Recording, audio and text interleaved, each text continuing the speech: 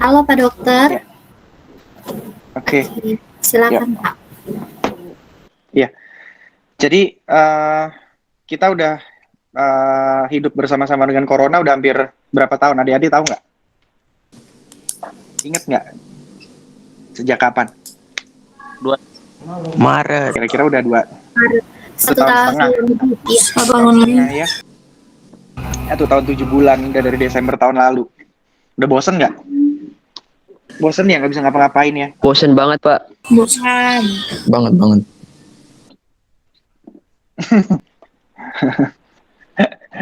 Mau jalan-jalan, aku mau ngapa-ngapain malas gitu ya. Mau liburan juga susah ya.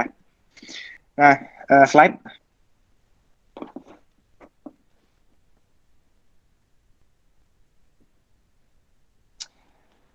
COVID itu virusnya apa? Ada yang tahu nggak namanya disebut apa tuh?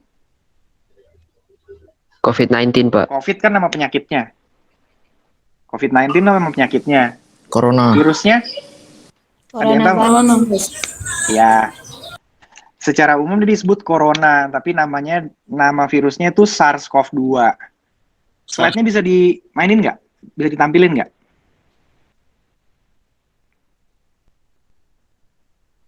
Oke. Nah,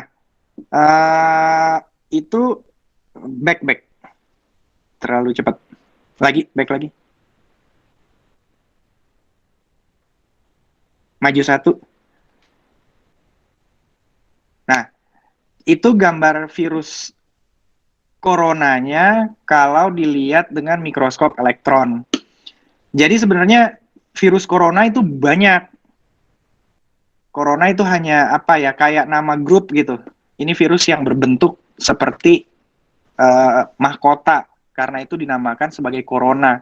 Bahasa Latin itu corona itu mahkota. Nah, nama spesifiknya, nama sebetulnya adalah SARS-CoV-2 ya. Slide. Jadi virus ini disebut corona karena dia memiliki bentuk seperti mahkota. Nama latinnya mahkota itu adalah corona, ya. Nah, sebenarnya virus corona ini adalah virus yang ada pada hewan tuh. Jadi awal mula ceritanya dulu, virus ini ada yang inget nggak di kota apa tuh? Di negara apa, di kota apa? Ada yang inget nggak? Wuhan. Cina, di kota Wuhan. Cina. Nah, iya. Jadi di kota Wuhan itu, orang di China sana seneng makan tuh apaan aja dimakan sama dia. Kelelawar, ular, ya. Jadi makanannya eksotik gitu, aneh-aneh. Nah, di pasar ini tuh khusus jualan bahan makanan yang aneh-aneh itu. Nah, salah satunya adalah kelelawar. Nah, pada saat awal mula itu Desember, kalau nggak salah sekitar Desember 2019 tuh, mulai ada satu kejadian radang paru yang cepat sekali menyebar di kota Wuhan itu. Nah, setelah pemerintah di sana menyelidiki, ternyata sumbernya diperkirakan berasal dari pasar bahan makanan di situ, yang akhirnya diputuskan bahwa ini sumbernya dari kelelawar gitu ya. Oke, slide. Nah, jadi gimana tuh kok bisa tuh dari kelelawar kok bisa sampai ke manusia gitu? Nah, karena kan apa namanya kelelawar ini kan dimakan sama predatornya, ya, dimakan sama predatornya kelelawar. Nah, predatornya ini dimakan lagi sama manusia gitu. Nah, akhirnya virus ini mungkin bisa berpindah dari hewan ke manusia. Dan ternyata virus SARS-CoV-2 ini mampu untuk berpindah dari manusia ke manusia. Nah, akhirnya karena mampu berpindah dari manusia ke manusia, maka terjadi penyebaran yang sangat cepat. Akhirnya menyebar ke berbagai negara, akhirnya menyebar ke seluruh dunia. Karena itu disebut sebagai pandemi, ya. Pandemi itu artinya itu seluruh, satu penyakit yang terjadi atau mengenai seluruh bagian dunia gitu ya. Sampai sini ada yang mau tanya nggak? Kalau ada yang mau tanya langsung aja boleh. Silakan. Tidak, Pak, sepertinya. Siapa? Nggak ada? Nggak ada, Pak. Oke. Yuk, slide.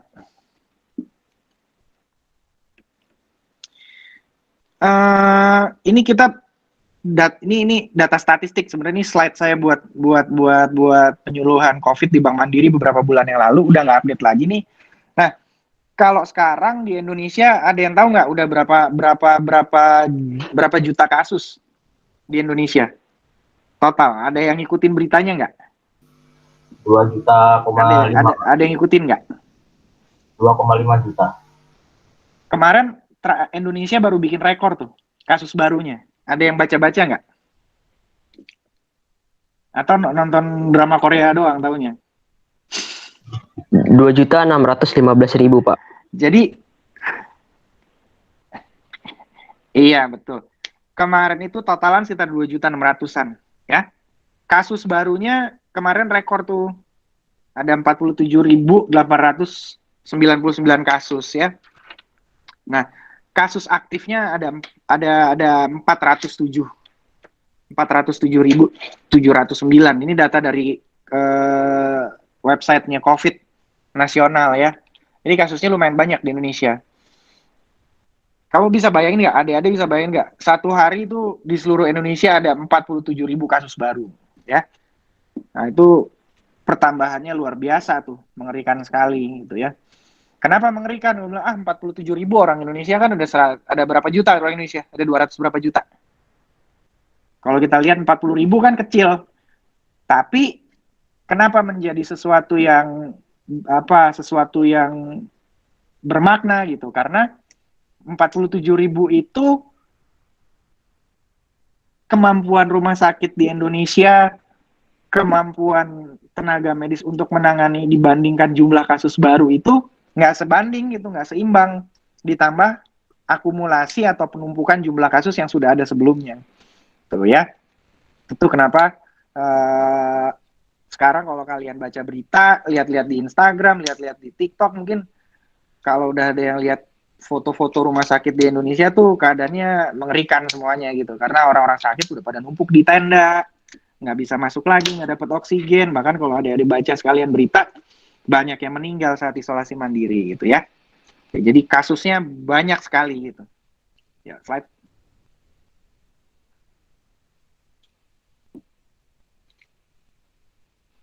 Nah, penularannya gimana sih? Penularannya kita udah tahu semua. Yang pertama itu dia bisa menular melalui kalau apa yang kita sebut dengan kontak erat. Kontak erat tuh gimana? Di gini. Nah, ini adik-adik mesti perhatiin betul-betul nih. Kan kalian anak-anak SMA kan senangnya nongkrong, ngobrol-ngobrol sama teman gitu kan. Nah, penularannya itu terjadi dengan kontak erat. Ya. Kontak erat itu definisinya apa sih? Definisinya kalau ngobrol ya, berada dekat dengan orang dalam jarak kurang dari 1 meter, kurang lebih 1 meter, dalam waktu 15 menit. Tanpa alat pelindung diri, nggak pakai masker ya. Ngobrol, apalagi jaraknya dekat sekali gitu. Nah, itu yang kita sebut sebagai kontak erat. Itu adalah sumber penularan yang utama. Apalagi semisal kalau lawan bicara kita gitu, teman ngobrol kita, dia udah kena COVID tuh. Terus nggak lama, bukan ngobrol aja, dia batuk atau dia bersin. Nah, itu amat sangat mungkin menularkan. Ya. Tuh. Nah, kemudian apa lagi? Kemudian ini yang nggak kalah penting ya. Kalau namanya orang bersin atau batuk, itu kan ada yang keluar tuh, percikan air liurnya gitu ya. Nah, percikan air liur itu kan nggak selama-lamanya mengambang di udara, dia pasti jatuh tuh ke atas meja, nempel di atas meja gitu kan. Nah, ada orang lain misalnya datang lagi, megang itu permukaan meja yang ada bekas percikan dari bersin atau dari batuknya, kemudian dia kucek-kucek mata, kucek-kucek hidung gitu. Nah, itu bisa juga tertular.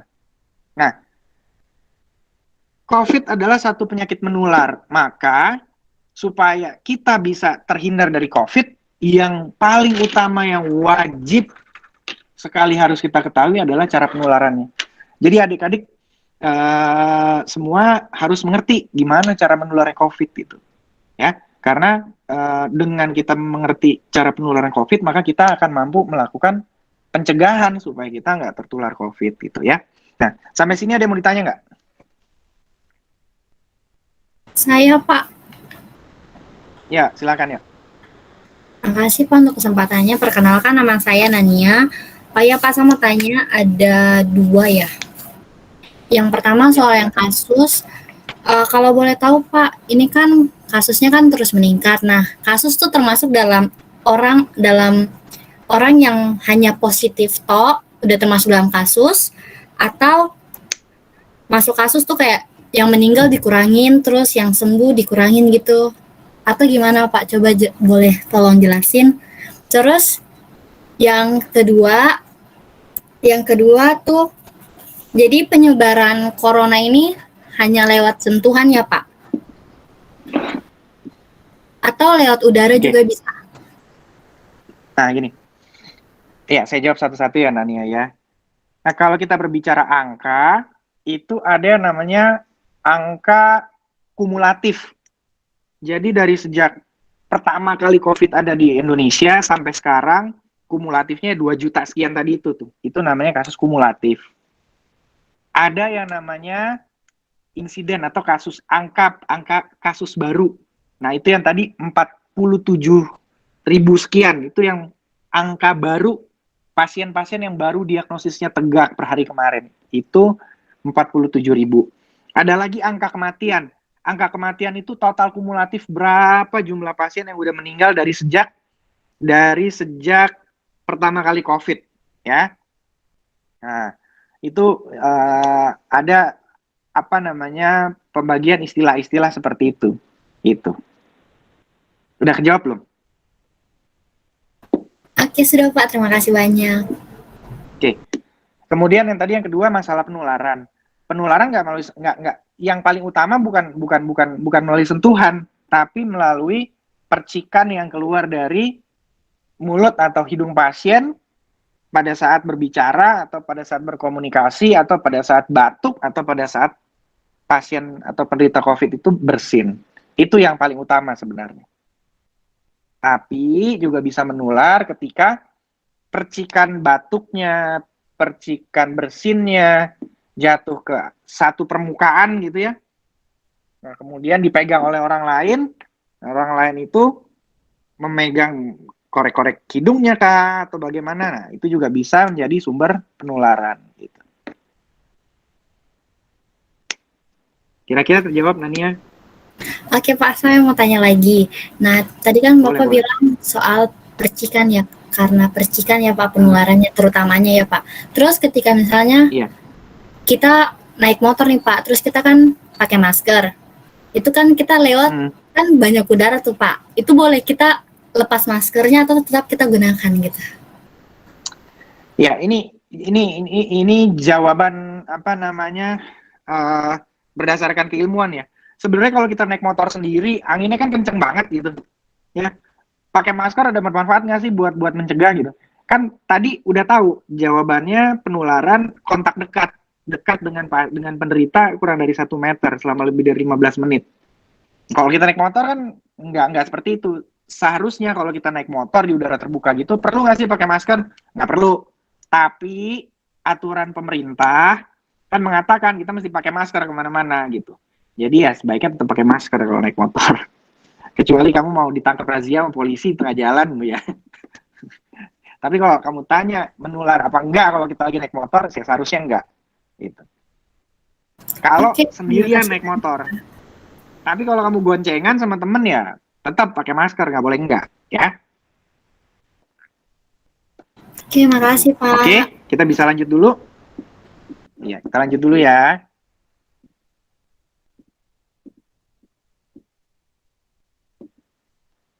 Ya, slide. Lagi. Slide.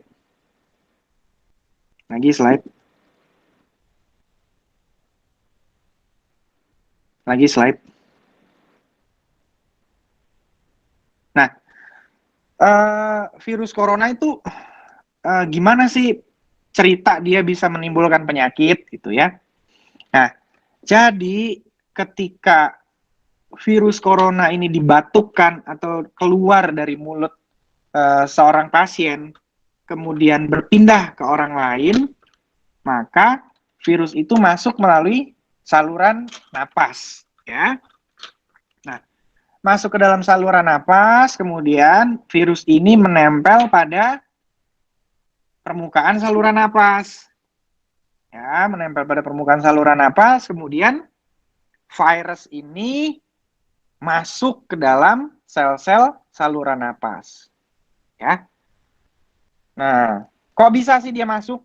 Nah, karena perhatikan ya baik-baik ya. Ini pelajaran biologi banget nih.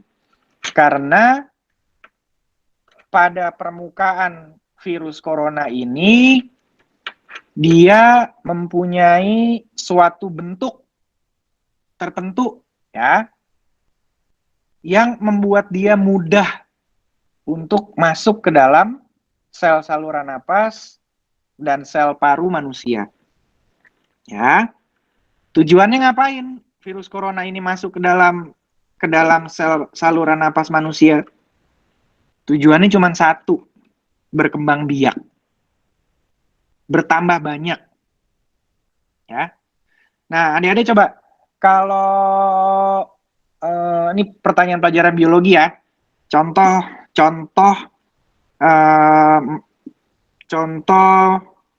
sel satu yang paling sederhana, amuba. Udah pada tahu kan amuba? Tahu nggak amuba? Udah belajar belum di pelajaran biologi? Tahu, Pak. Ya. Amuba cara berkembang biaknya bagaimana? Membela diri. Iya, membelah diri. Pinter, ya. Nah, kalau virus nggak punya kemampuan untuk membelah diri. Nah, tapi kan dia harus berkembang biak. Namanya makhluk hidup kan salah satu sifatnya kan, salah satu cirinya kan berkembang biak. Nah, gimana cara dia berkembang biak atau memperbanyak diri? Caranya, dia masuk ke dalam sel lain. Kalau dalam kasus SARS ini, dalam kasus COVID ini, dia masuk ke dalam sel saluran napas, kemudian dia membajak sel saluran napas manusia untuk membentuk virus-virus baru di dalam sel manusia itu, di dalam sel saluran napas manusia.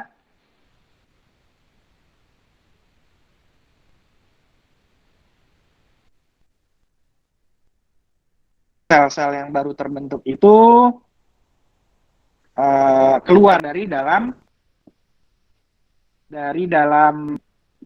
sel manusia. Jadi dia membajak, ya, dibajak itu sel manusia, dipakai untuk dia berkembang biak.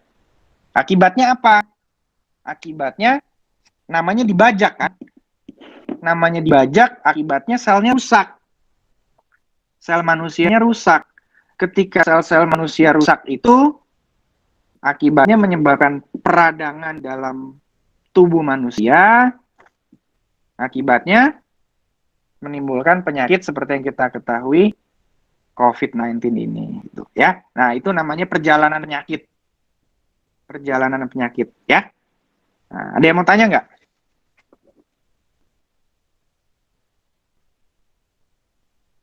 Ada yang mau tanya nggak? Nggak ada, Pak. Ya. Nah, Ya Pak, ada Pak. boleh. Ya, saya mau bertanya Pak, kira-kira virus yang sudah masuk dalam tubuh itu dia perlu berapa lama atau misalnya perlu Berapa lama sampai berapa menimbulkan waktu? gejala?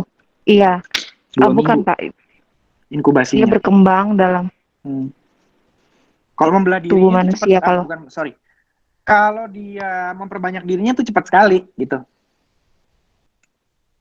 Ya, memperbanyak dirinya cepat sekali. Tapi kalau dari pertama kali dia masuk sampai timbul gejala penyakit, itu namanya masa inkubasi, itu sekitar 2 minggu.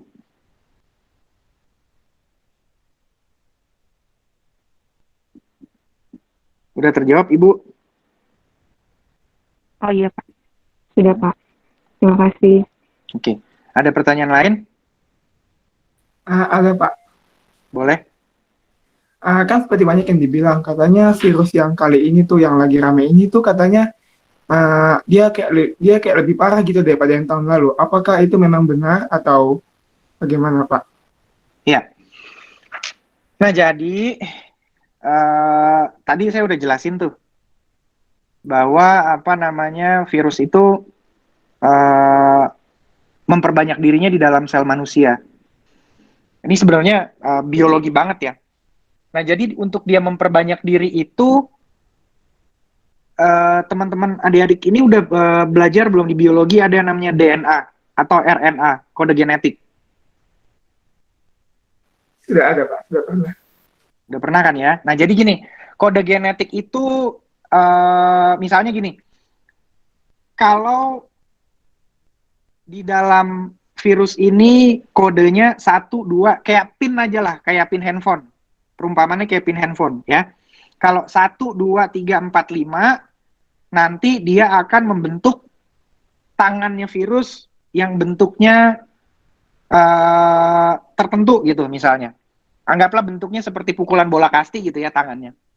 Jadi kalau ada kode di dalam inti virus ini kodenya 1, 2, 3, 4, 5, maka nanti kalau kode tersebut dimasukkan akan dibentuk tangannya virus yang berbentuknya seperti tongkat kasti.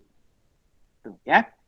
Nah, masalahnya ketika virus ini berkembang biak dengan sangat sering sekali, kemungkinan terjadi salah kode sangat mungkin. Sebut saja misalnya kodenya 1, 2, 3, 4, 5, tapi 5-nya 5/4. Nah, maka bentuk tangan yang dihasilkan nanti nggak seperti tongkat kasti lagi, tapi mungkin berubah sedikit gitu, agak bengkok sedikit. Nah, itu yang disebut sebagai mutasi. Berubah bentuknya dia sedikit. Sedikit aja. Nah, tapi jelas sudah agak berbeda dari virus aslinya. Itu dari nenek moyangnya, agak beda dikit. Nah, ketika virus ini udah berubah bentuknya meskipun sedikit, maka sifatnya pasti juga berubah. Apa yang terjadi sekarang ini namanya virusnya disebut sebagai varian Delta, mutan Delta. Kodenya B1617.2. Ya. Itu pertama kali ditemukan di India. Ya. Ditemukan di India. Kemudian dia dengan cepat itu ditemukannya bulan Oktober 2020.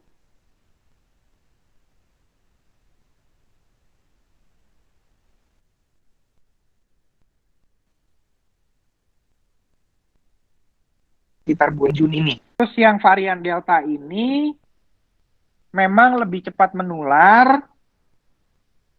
Kemudian selain lebih cepat menular, dia lebih, kalau dulu, kalau kalian ingat, kalau adik-adik ingat, orang kena COVID itu biasanya gejalanya ringan, paling batuk pilek.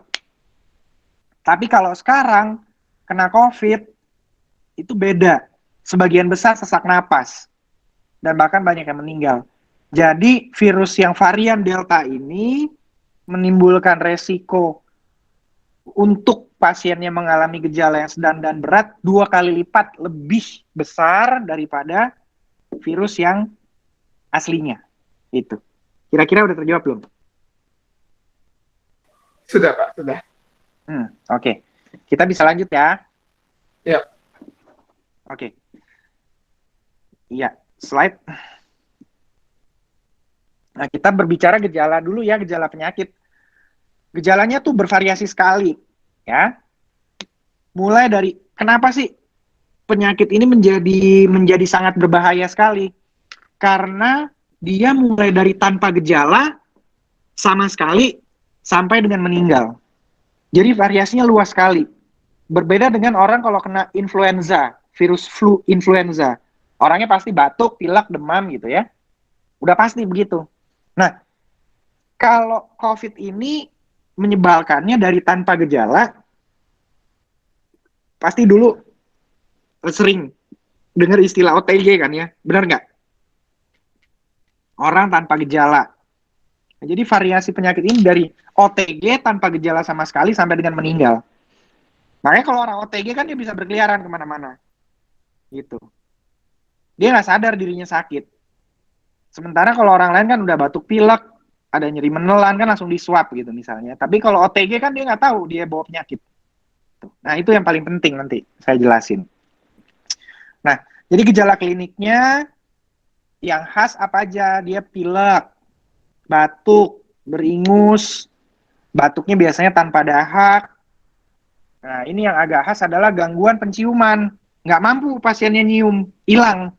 Ya, jadi mencium bau makanan aja nggak bisa gitu. Kemudian apalagi yang cukup khas, dia lidahnya nggak bisa merasakan apa-apa pasien. Ya, nah kemudian nyeri otot, biasanya pinggangnya sakit, tulang belakangnya sakit sekali. Ya, apalagi kemudian batuk yang disertai, kalau batuknya cukup sering, biasanya disertai dengan sesak napas atau rasa berat di dada. Orangnya cepet capek tuh. Ya, ini biasanya naik tangga 2 lantai bisa nggak ada sesak, nggak cepet capek. Tapi ini baru naik 1 lantai aja udah ngos-ngosan. Nah, itu namanya sesak napas ya. Kemudian apalagi? Kemudian nyeri menelan. Ya, itu. Kemudian yang cukup khas adalah diare. Jadi kalau pasien-pasien dengan gejala seperti itu, batuk, pilek, gangguan penciuman, gangguan merasakan, kemudian ada diare, ototnya sakit, ada panas, susah menelan makanan, ditambah dengan misalnya riwayat kontak dengan pasien yang positif gitu. Nah, hati-hati, itu kita curigai sebagai pasien COVID ya. Ada pertanyaan nggak nih tentang gejala? Ini penting sekali nih. Ada pertanyaan nggak tentang gejala? Ada pertanyaan kah tentang gejala? Halo dokter. Iya, silakan. Ya Pak Dokter, itu kan gejala-gejala umum ya. Apakah itu berlaku untuk semua pasien, ataukah ada yang memang gejala yang ditimbulkan berbeda begitu? Misalkan dia indera penciumannya bagus, terus indera perasanya bagus, tapi ternyata dia terkena COVID gitu, Pak Dokter? Iya, tiap orang beda-beda, bervariasi gejalanya. Ada pasien yang penciumannya normal-normal aja gitu, tapi dia batuk, pilek, ada. Ada yang penciumannya terganggu, tapi pengecapannya normal, ada. Jadi gejalanya bervariasi banget. Gejalanya sangat bervariasi. Gitu. Oke, baik Pak Dokter. Kalau begitu kira-kira apakah ada gejala yang paling menentukan begitu Pak Dokter, supaya kita setidaknya ada warning, oh ya nih kayaknya nih ke arah COVID, atau gimana dokter, sebaiknya seperti apa? Terima kasih. Gangguan penciuman sih sama gangguan pengecapan. Jadi kalau orang udah batuk, pilek, panas, ada gangguan penciuman sama pengecapan, apalagi disertai diare, nah, biasanya sih udah positif tuh. Oke, baik. Terima kasih dokter. Oke. Ada lagi pertanyaan tentang gejala?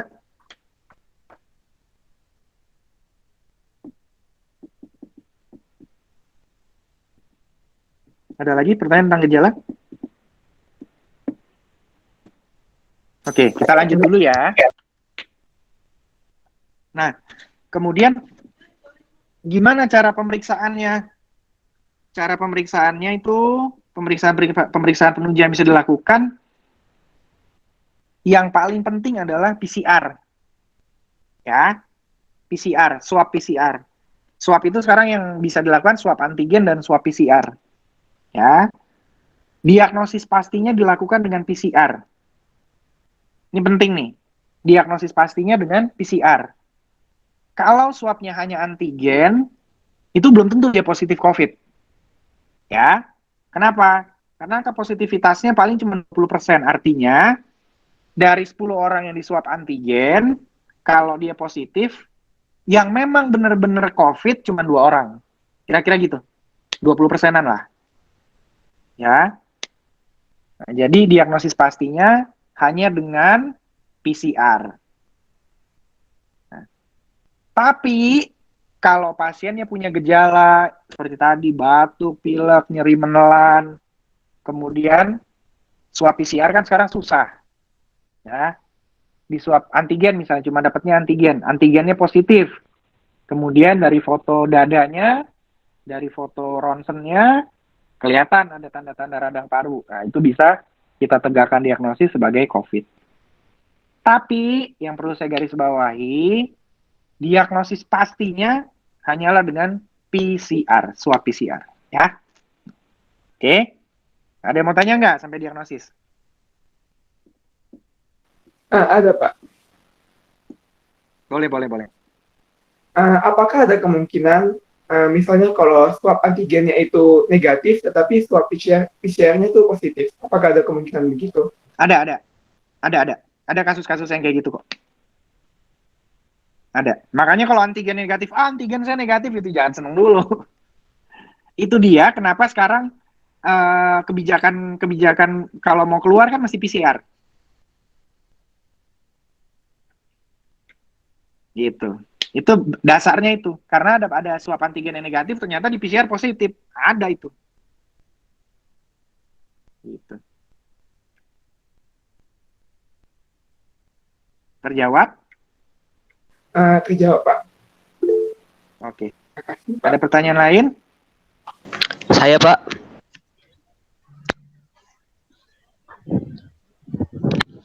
Halo, Pak, permisi. Boleh. Iya, Pak, saya mau nanya.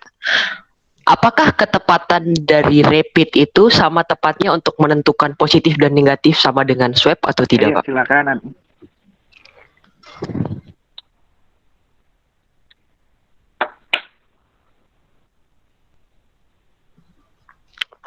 Halo, permisi, Pak.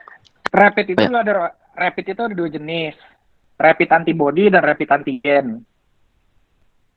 Suara saya kedengeran nggak? Halo? Iya, kedengaran, Pak. Rapid itu ada dua jenis, antibody dan antigen. Ya. Tapi antibody sekarang udah nggak dipakai karena nggak ada manfaatnya. Ya. Jadi yang sekarang dipakai cuman antigen aja. Tapi angka positivitasnya antigen nggak sebagus PCR. Antigen itu juga diswab juga dicolok juga hidungnya, sama kayak PCR. Cuma kalau antigen itu nggak seperti PCR, beda sekali, ya. Kalau PCR itu kan dilihat bener-bener ada DNA-nya nggak, ada RNA, bukan DNA, ada RNA virusnya nggak.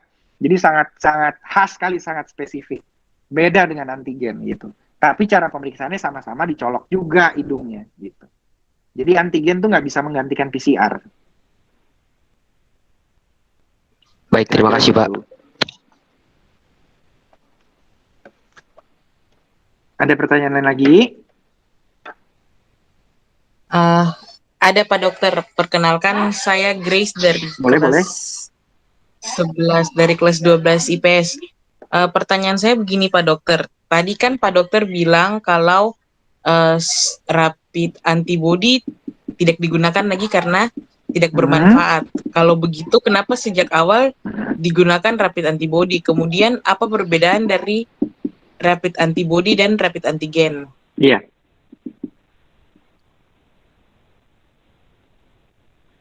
Terima kasih.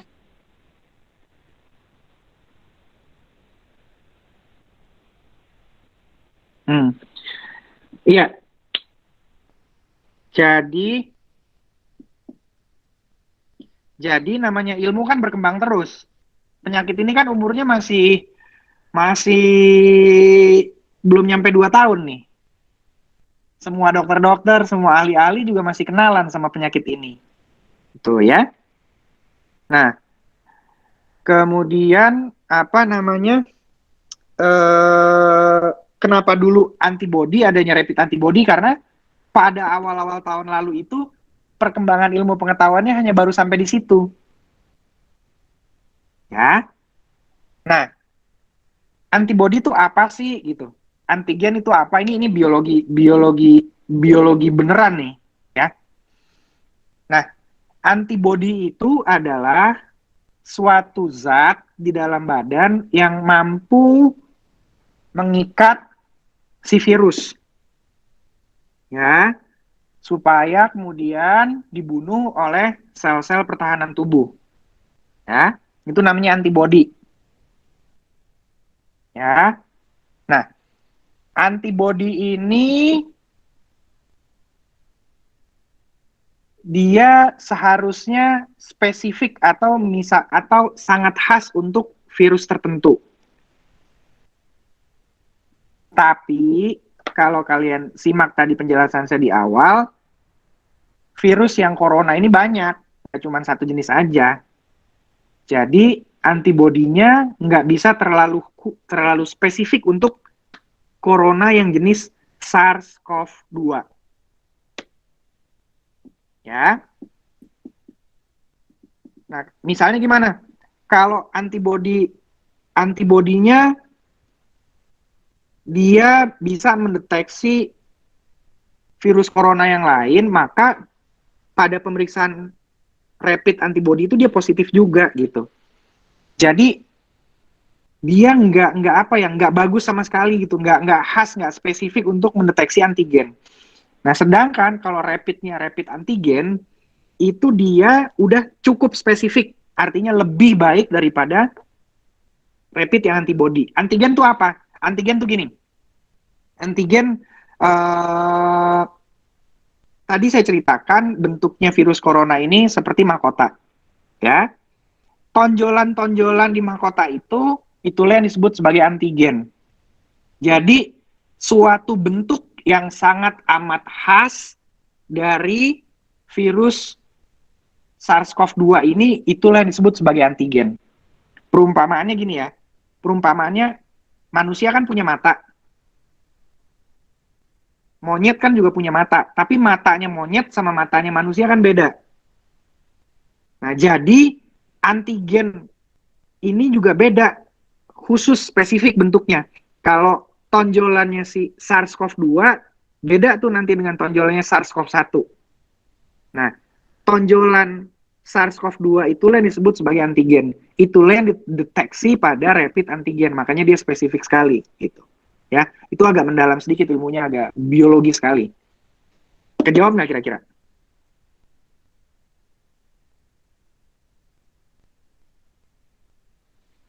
Bisa kita lanjutin ya. Nanti kalau masih bingung bisa diskusi Terjawab Pak Dokter, terima kasih. Di luar ini gitu ya. Oke. Slide.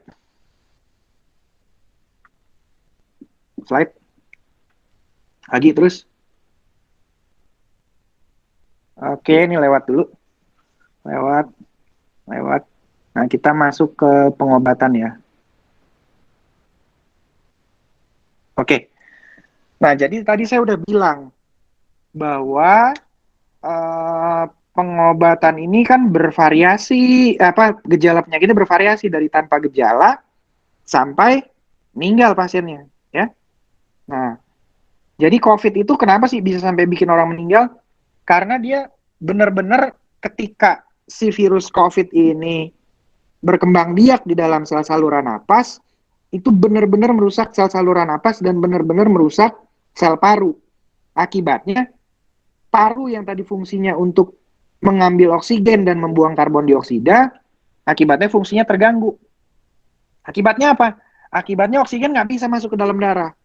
Kalau oksigen nggak bisa masuk ke dalam darah, akibatnya tubuh kekurangan oksigen. Nah, kalau tubuh kekurangan oksigen, maka pasiennya tentu sesak napas. Kalau parunya rusaknya luas banget, akibatnya ya pasiennya meninggal. Karena gagal napas namanya, ya. Nah, pengobatannya gimana dong? Kalau dia ringan-ringan aja, cuman batuk pilek, demam, ya kita kasih aja obat batuk, kita kasih aja obat pilek gitu ya. Kita kasih vitamin-vitamin supaya daya tahan tubuhnya bagus ya.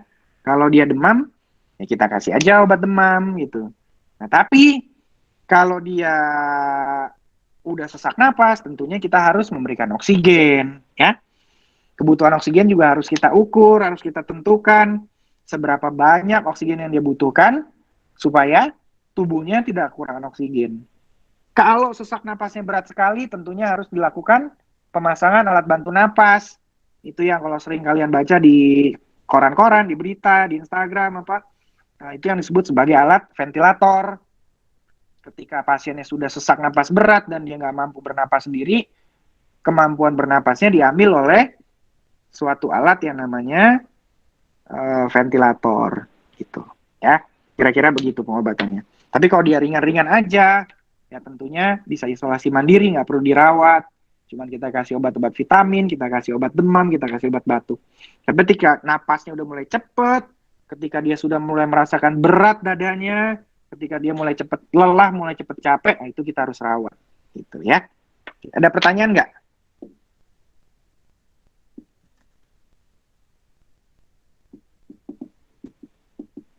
Ada pertanyaan nggak pengobatan? Pak, saya mau bertanya. Boleh, boleh. Kan hari ini rencananya nanti siang saya ke puskesmas mau vaksin. Nah itu kalau vaksin berarti dia memperkecil resiko terkena terpapar kan? Jadi nah gini, vaksin ini sebenarnya saya abis ini mau ngomongin vaksin. Ya udah sekalian aja ya. Sebenarnya vaksin itu tidak membuat seseorang menjadi nggak bisa kena COVID. Gitu. Ya. Nah, ketika kita vaksin, tujuannya vaksin apa? Tujuannya vaksin adalah supaya kalau sampai seseorang itu terkena COVID, COVID-nya nggak berat. Tapi apakah dia bisa betul-betul melindungi dari COVID gitu? Artinya kebal betul dari COVID? Enggak jawabannya. Kira-kira gitu. Jawab nggak? oh iya Pak, terima kasih. Sama saya masih ada ingin bertanya. Boleh, Saya boleh. ada beberapa menanyakan ke orang yang sudah vaksin, termasuk keluarga saya sendiri. Mereka bilang setelah vaksin itu mereka kayak merasa mengantuk begitu. Itu berarti hanya efek samping yang ringan aja ya Pak? Sebagian besar kasus itu namanya kejadian ikutan pasca imunisasi. Biasanya sih nggak ada apa-apa, biasanya aman, selalu aman gitu ya. Kita di Indonesia juga nggak ada yang sampai meninggal gitu sih, nggak ada. Selama ini selalu aman. Kalau cuma ngerasa agak lemas sedikit gitu, it's okay aja. Yang cuma yang apa namanya yang hati-hati itu kalau ada orang yang alergi, begitu disuntikin vaksin dia gatal-gatal, dia bengkak apa, nah itu hati-hati. Tapi kalau dia cuma agak demam, lemas sedikit, wajar-wajar aja itu, nggak usah takut. Pak, terima kasih. Sama terakhir ini Pak, pertanyaannya, kan tadi Bapak bilang juga kan ini COVID-19 ini dia saat masuk ke saluran pernafasan, dia merusak saluran pernafasan, membuat oksigen susah terikat dengan darah. Nah itu mengapa COVID-19 ini mereka jahat begitu, mereka sampai merusak saluran pernafasan, bahkan membuat oksigen susah berkorelasi dengan darah. Kenapa? Apa yang membuat mereka memotivasi sampai berubah jahat begitu? Iya.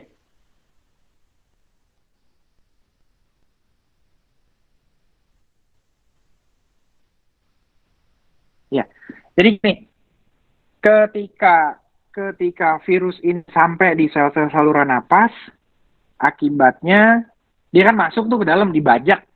Namanya, kalian pernah baca nggak cerita bis dibajak gitu, atau nggak pesawat dibajak? Pernah kan? Nah, namanya dibajak itu kan pasti menimbulkan kerusakan. Begitu juga sama, si virus membajak sel untuk berkembang biak, akibatnya selnya rusak. Ketika sel rusak, ya, ketika sel-sel ini rusak, maka sel-sel ini nggak bisa melakukan fungsinya secara normal. Gitu. Nah, fungsinya sel-sel paru apa? Fungsinya sel-sel paru adalah untuk pertukaran oksigen dan karbon dioksida. Ya, pertukaran oksigen dan karbon dioksida. Oksigen masuk dari luar ke dalam paru-paru, melewati sel-sel ini, dan kemudian berpindah ke dalam darah. Darahnya masuk ke dalam aliran tubuh, membawa oksigen yang banyak. Itu fungsi normal sel paru-paru. Ketika selnya rusak karena virus, selnya pecah, selnya rusak, oksigen nggak bisa tembus masuk ke dalam darah. Nah, akibatnya darahnya kurang oksigen. Darahnya nggak bisa membawa jumlah oksigen yang cukup atau sesuai kebutuhan. Akibatnya, kalau kadar oksigen rendah di dalam darah, maka seseklah orang itu. Kira-kira gitu jawabannya. Oke Pak, Udah terjawab belum? Nah, kalau rusaknya luas banget ya udah. Kalau rusaknya luas sekali ya, seperti yang kalian lihat di berita-berita di TV, makanya sesak napasnya berat. Gitu.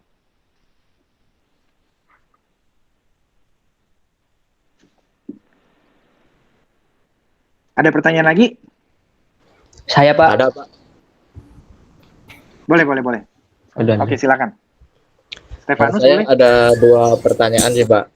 Yang pertama tentang Boleh. berita pencegahan terapi eukaliptus yang direbus, lalu uapnya itu kita hirup. Bukankah itu bisa memperusak silia pada hidung ya Pak?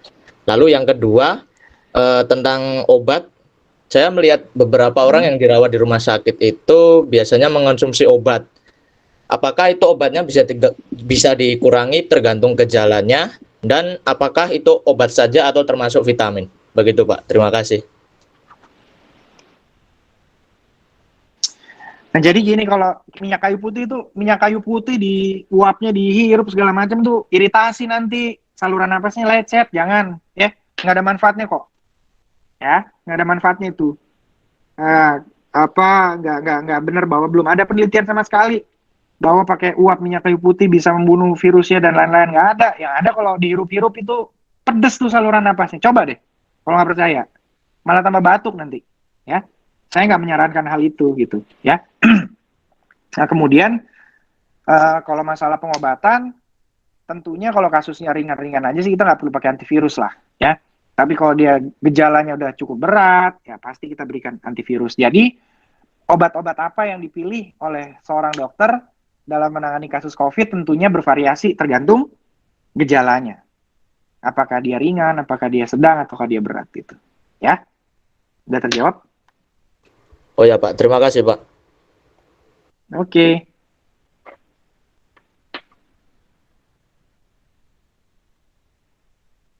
Ya, lagi. Ada pertanyaan lagi? Dokter, saya mau bertanya.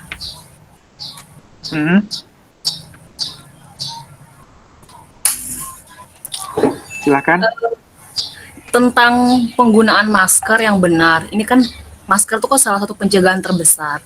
Penggunaan masker yang benar itu kalau sekarang dibilang harus lapis 2. Lapis 2 yang bagaimana yang benar, dokter? Kemudian kan kita diwajibkan untuk menggunakan masker medis di awal, baru masker kain. Apakah itu betul? Kemudian apakah masker medis yang kita gunakan di awal apakah harus diikat?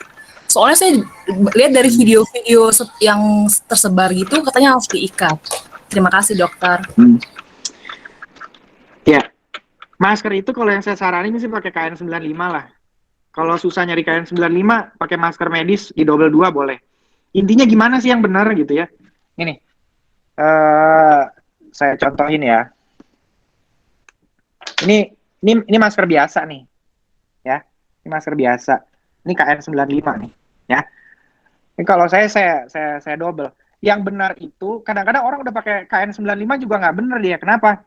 Karena ketika dia pakai maskernya, ketika dia pakai masker, ini tetap kendor nih bagian atasnya, ya. Nah, pakai masker yang benar itu ketika bagian kawat di atasnya itu kita benar-benar kita rapatkan, ya.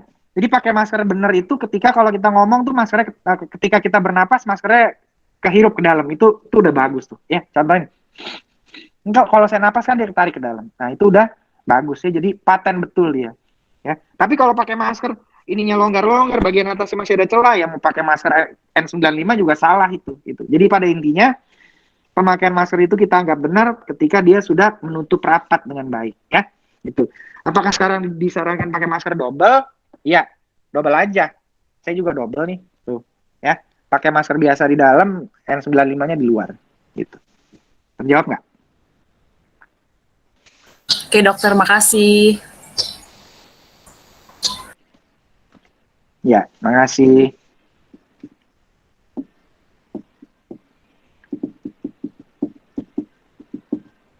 Oke, pertanyaan lain? Saya, Dok. Saya, Dok.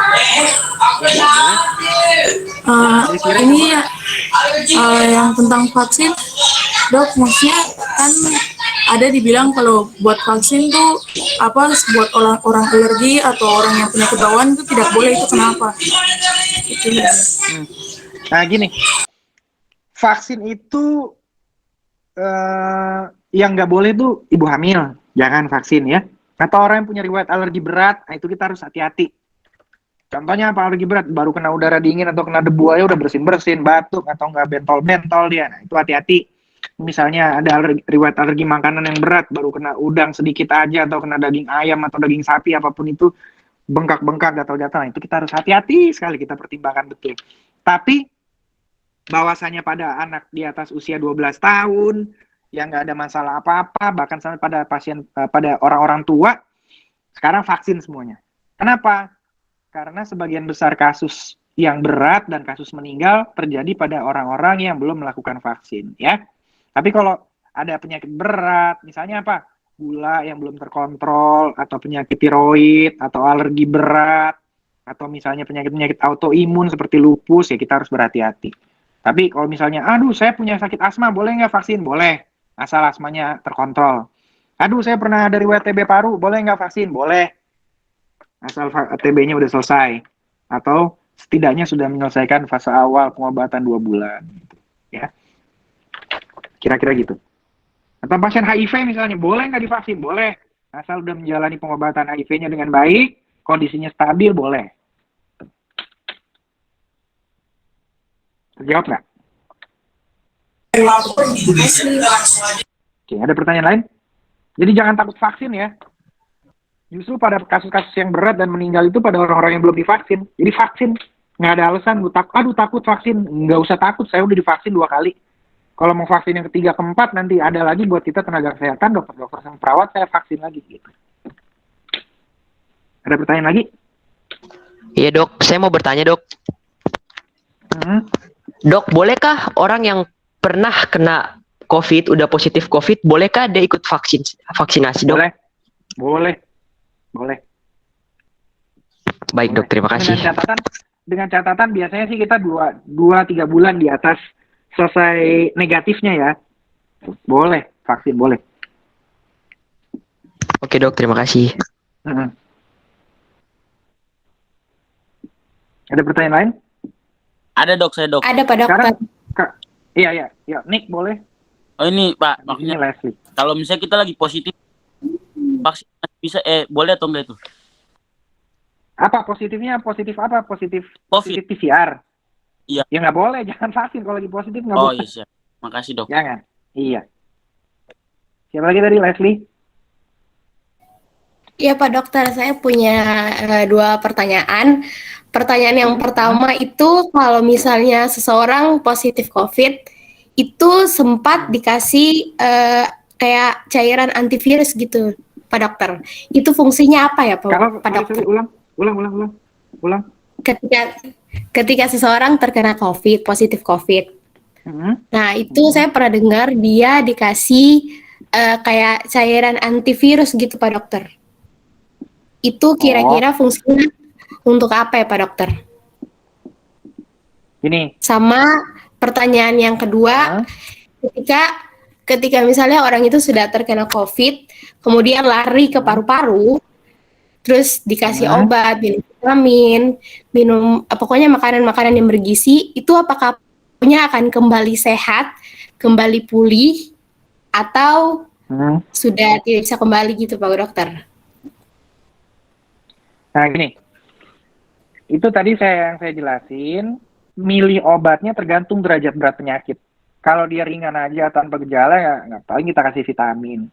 Semakin berat pasti kita kasih antivirus ya. Antivirus itu juga yang kita pakai ada tiga namanya yang ada yang tersedia di Jayapura ini, oseltamivir, Avigan sama remdesivir. Biasanya sih kalau dia ringan atau dia sedang saja kita kasih Avigan lah atau oseltamivir. Tapi kalau udah berat biasanya kita berikan remdesivir. Yang cairan itu namanya remdesivir, yang lain sedianya tablet gitu ya. Jadi kita lihat dulu derajat beratnya seberapa berat, perlu nggak antivirus itu gitu ya. Tuh, kira-kira kejawab nggak? Kejawab Pak Dokter. Oke, ada pertanyaan lain? Saya Pak. Saya Pak. Iya. Ya, silakan Mia dulu. Iya Pak, soal vaksin lagi Pak. Jadi kalau misalnya kan OTG itu kan orang tanpa gejala, terus dia mau vaksin kan nggak ketahuan tuh Pak, itu gimana? Nah, itu pertanyaan baik, pertanyaan yang betul sekali tuh. Ya makanya saran saya kalau mau vaksin tuh saran saya sih ya kalau bisa enggaknya swab antigen dulu lah. Saran terbaik, tapi kan swab antigen juga nggak semudah itu dapatnya. Gitu. Ya menjadi sukar. Tapi kalau memang mau aman betul, swab aja dulu. Itu pertanyaan bagus sekali. Oke, makasih Pak. Ya, makasih.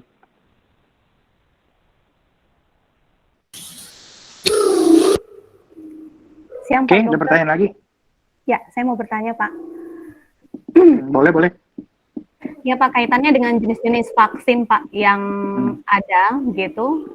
Waktu kami Bapak Ibu Guru itu sempat divaksin dengan Sinovac kalau nggak salah. Itu kami durasi waktunya, rentang waktunya untuk yang kedua itu 2 minggu ya, 2 minggu. Tapi untuk teman kami ada yang sampai 3 bulan. Berarti itu jenis vaksinnya berbeda. Terus kira-kira efektivitasnya apa begitu? Iya Pak. Jadi ada 2 teman kami yang belakangan ini itu dia 3 bulan gitu Pak. Mohon penjelasannya. Terima kasih Pak. Ya. Semua kita di sini masih pakai Sinovac sih. Ini kan Moderna baru masuk kemarin, baru nyampe Jakarta. Jadi semuanya masih Sinovac. Sebenarnya buat booster tuh yang paling rekomendasikan ya udah 2 minggu. Kalau 3 bulan saya rasa itu terlalu lama. Kenapa? Karena gini, vaksin itu kan memperkenalkan kalau Sinovac itu bahannya dari virus yang dilemahkan, ya. Sebenarnya merek-merek Sinovac, Moderna, itu kan berbagai jenis itu cara pembuatan vaksinnya juga beda-beda. Ada yang dibuatnya dari bahan dasarnya dari RNA-nya virus. Kalau Sinovac kita dari virusnya dilemahkan, ditembak dulu dia pakai radiasi sinar gamma biar nggak bisa menimbulkan penyakit lagi. Itu Sinovac yang kita pakai. Tujuan vaksin kan memperkenalkan badan kita pada virus. Jadi dikasih virus yang dilemahkan, dikasih tahu, badan, kalau ada virus yang modelnya begini, ini namanya COVID ya, kamu lawan gitu. Nah kira-kira gitu, itu tujuannya. Kenapa sampai dikasih 2 kali? Supaya badan kita lebih mengenal. Kalau 1 kali kenalannya belum kenal baik. Begitu 2 kali udah lebih kenal baik. Tujuannya gitu. 2 minggu yang direkomendasikan. Sampai 3 bulan itu kelamaan. Kira-kira gitu jawabannya. Merek lain belum masuk. Baru sampai Jakarta. Ya Pak. Kalau 1 kali kan itu kurang kenal Pak ya. Tapi sekarang kan ada info juga mau disuntik yang ketiga kali Pak sebagai booster. Gimana? Buat tenaga kesehatan aja. Oh, oke.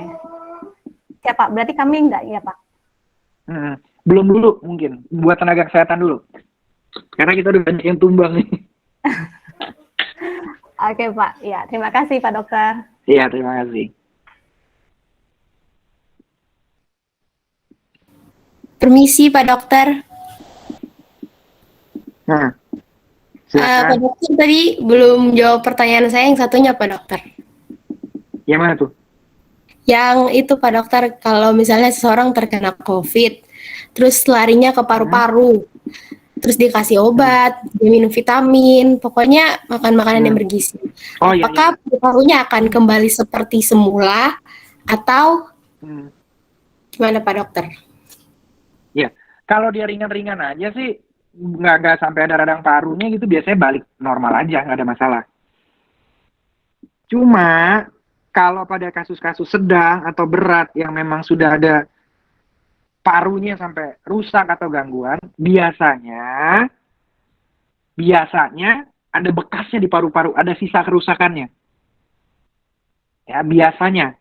Semakin berat kasusnya, biasanya kerusakan di parunya semakin berat. Artinya gini, pada satu saat nanti di swab PCR-nya negatif nih, ya udahlah kita nyatakan sembuh gitu. Tapi dia masih ada gejala, masih bisa batuk, masih bisa sesak. Kenapa? Karena parunya udah terlanjur rusak. Gitu. Dan paru yang yang rusak ini nggak bisa kita balikin normal lagi. Sama aja kayak kulit, kalau dia udah pernah luka gitu, misalnya kena pisau gitu ya, itu kan pasti ada bekasnya, nggak bisa sembuh sempurna gitu. Kira-kira bisa ditangkap nggak? Jadi semakin berat kasusnya biasanya ada sisanya, kerusakan parunya gitu ya. Oke, thank you.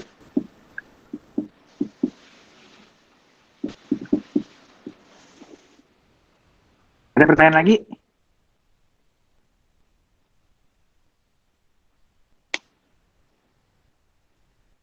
Oke, kalau nggak ada Marcelina? Enggak, Pak Dokter.